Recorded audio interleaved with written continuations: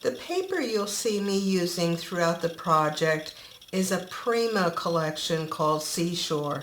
Now, I'm filming this in 2015, and this was a 2014 release. It may not be still available. So what I'll do is keep track of the count of papers I use for different things and update the materials and cutting guide so that if this is not available or you don't have it in your stash, you'll know what amounts of paper that you'll need for the project.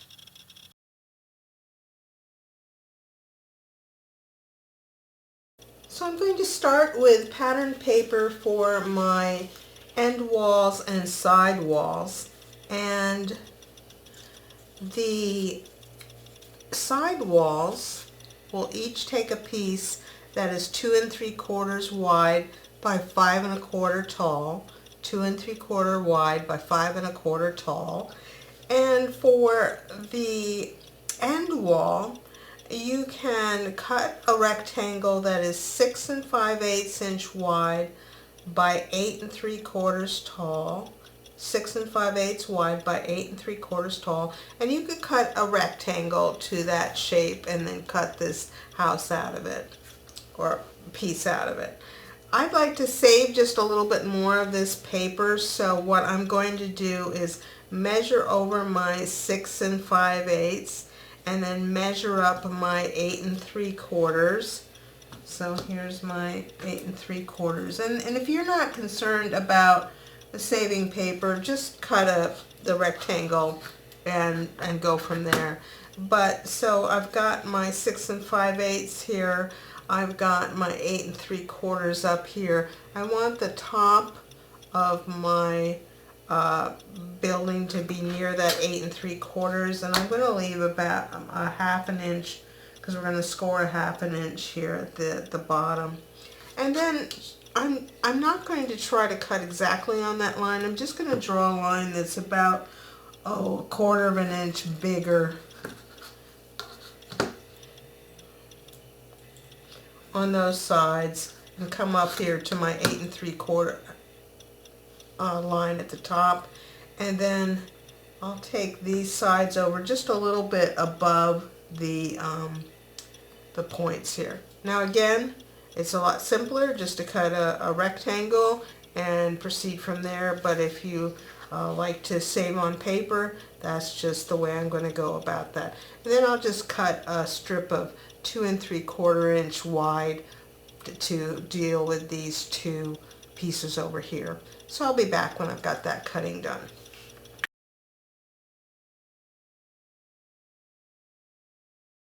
Now that I have my pattern paper cut, I want to do a little scoring before we attach it. And on the end pieces, I want to score a 1/2 inch in on the left and also on the right, and I'm just going to flip it around just to make my life easier. And then a 1/2 inch on the bottom.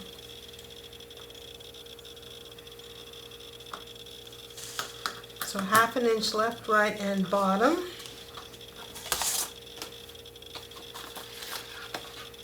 And then we'll fold on those scores.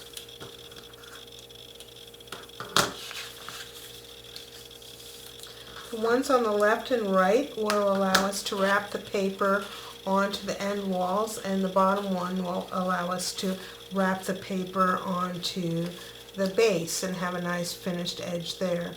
So I'm just going to trim out a little corner of these.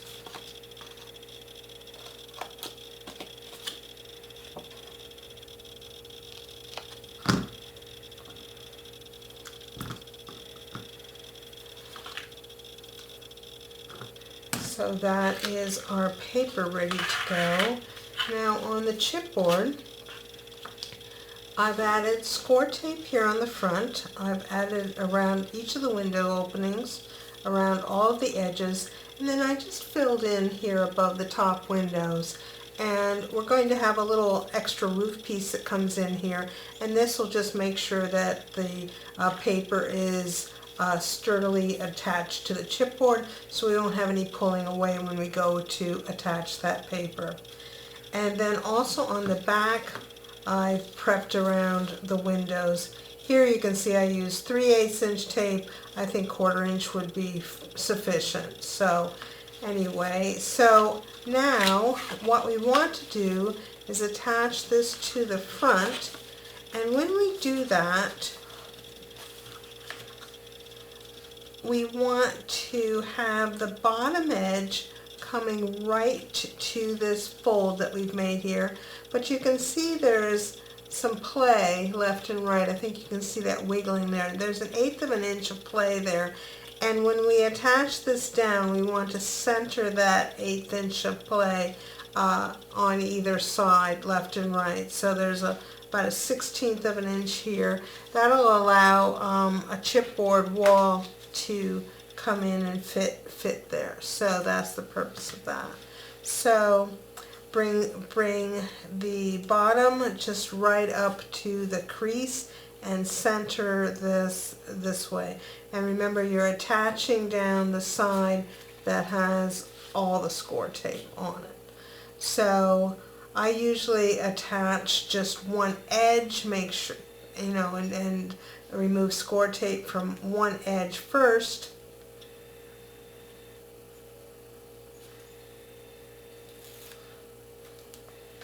That way I don't have super stickiness going on here. And sometimes it's helpful even to just take a piece of chipboard and hold it in that side. That just helps you keep everything aligned nicely. And so then once I have that strip attached at the bottom, and this isn't going anywhere, and I like where it is, then I can go behind here and remove the rest of this tape backing, which I'll do, and then I'll be back.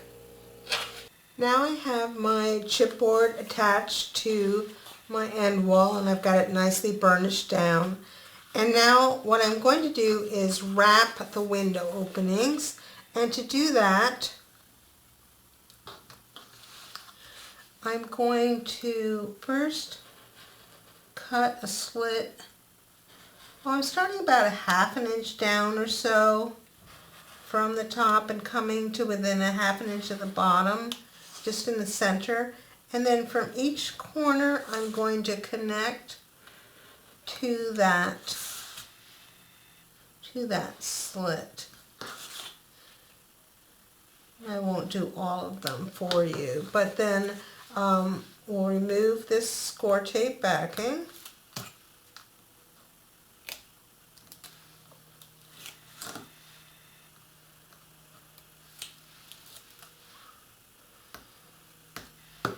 I'll just do enough to get us started here. And then I like to get these started just a little bit with my finger, and then take my bone folder and come in here along each one of those edges, just so I get a nice crisp edge there.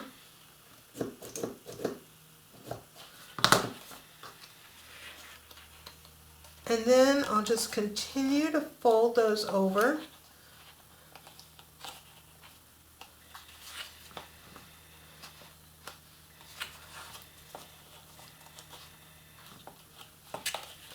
And then again at the end, kind of run around with my bone folder.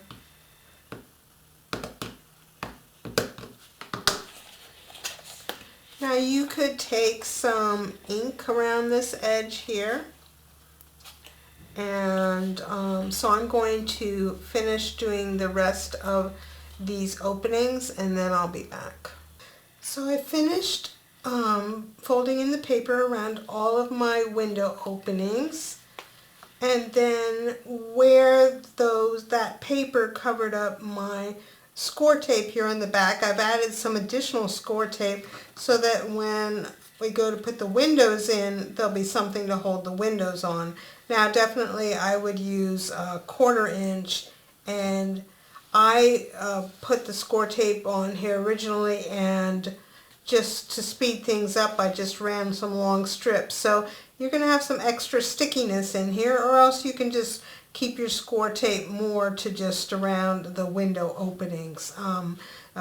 It won't get in your way, but you'll just have to be aware that there is some stickiness there, so when you put this piece aside, it doesn't stick to something else that is good. Now, before we put our windows in, I'm going to trim off around these edges, and up here on the angles and where the chimney goes in, I'm going to cut right alongside of the chipboard, and then when I get to this point where the angle meets the straight side, I'm just going to come across there at a 90-degree angle. So let me finish cutting this, then you can see what I mean. So there, I think you can see that where the angle comes here. Now I've just cut this straight across. That tab is straight across there. And I will continue cutting these pieces and do the same thing over on this side. So now to put a window in, we'll just remove some of the backing.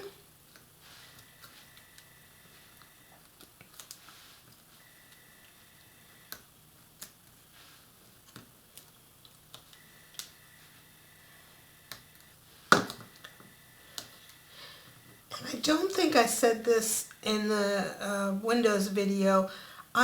Because this white cardstock was kind of stark, I just took, I think it was antique linen, just one of the light colors, and went very narrowly around the interior of this just to relieve that whiteness. That's just something I decided to do. And then remember, if you've put your divider so that it's not central, that you get all of your windows oriented the same way. And then I have to kind of stand up to do this. Just get it centered and straight, part of my head, and then give that a burnish.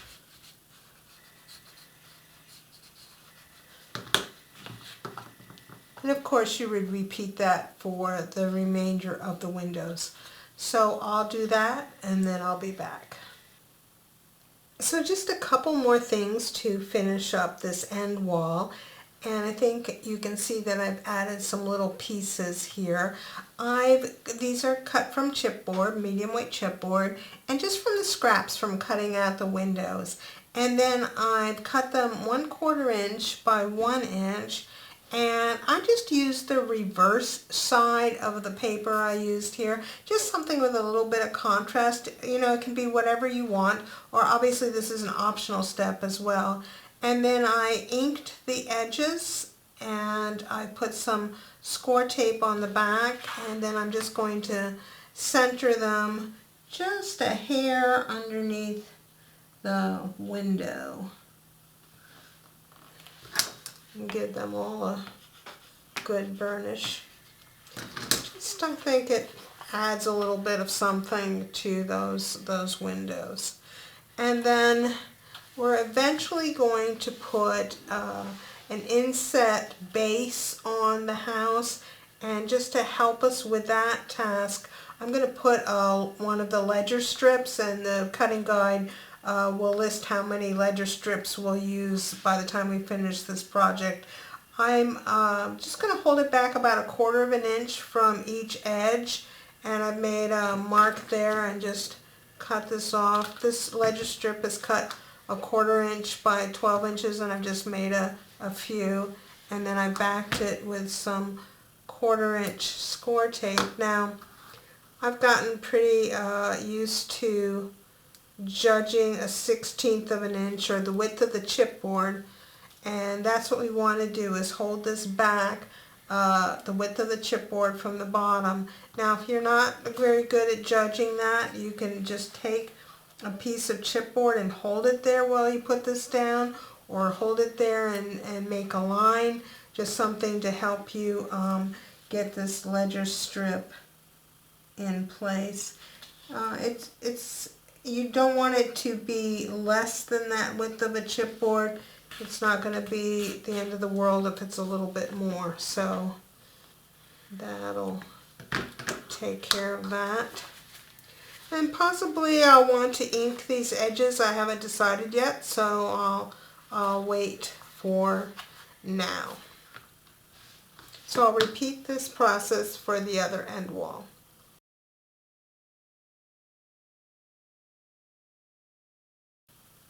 Now when we were talking about cutting the paper for the little side walls, we said we would cut it 2 3/4 wide by 5 1/4 inch tall, and that's what I've done.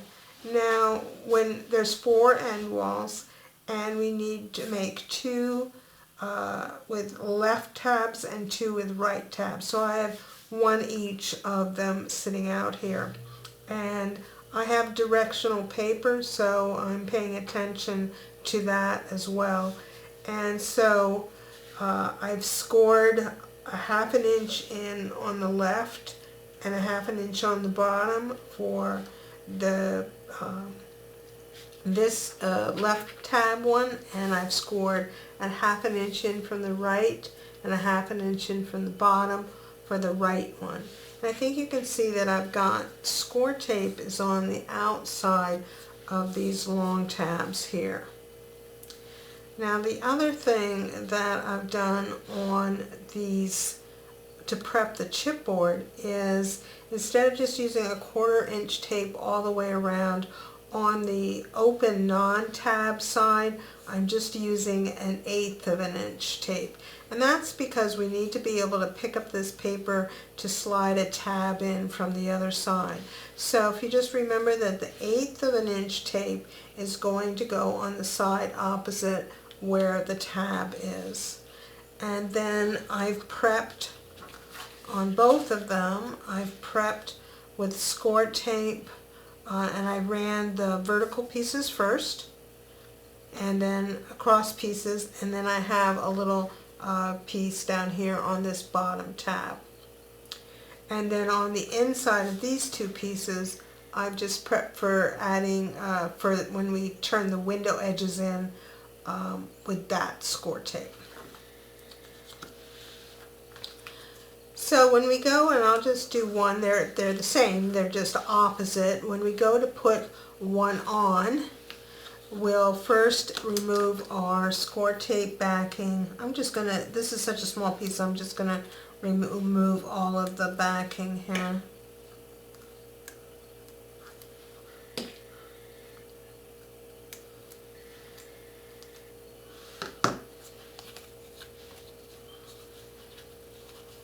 And I've got my 2 edges here, so I'm going to fit this right down inside of there, flush with both of those folds.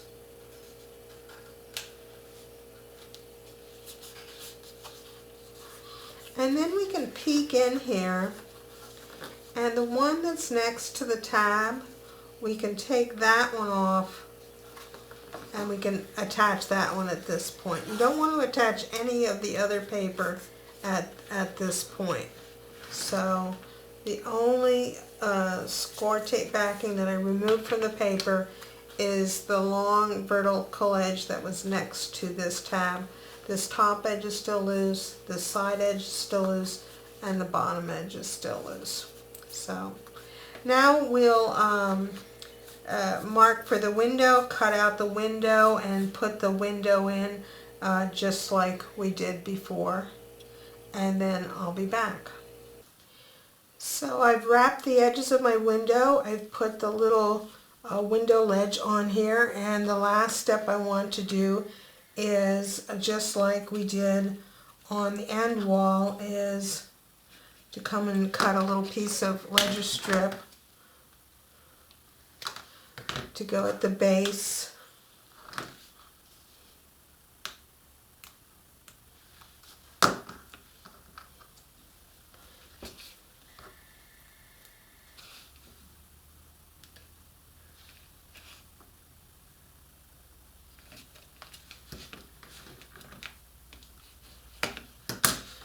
Now we won't remove any more score tape backing, and we'll just leave these edges loose until after we assemble all the walls together.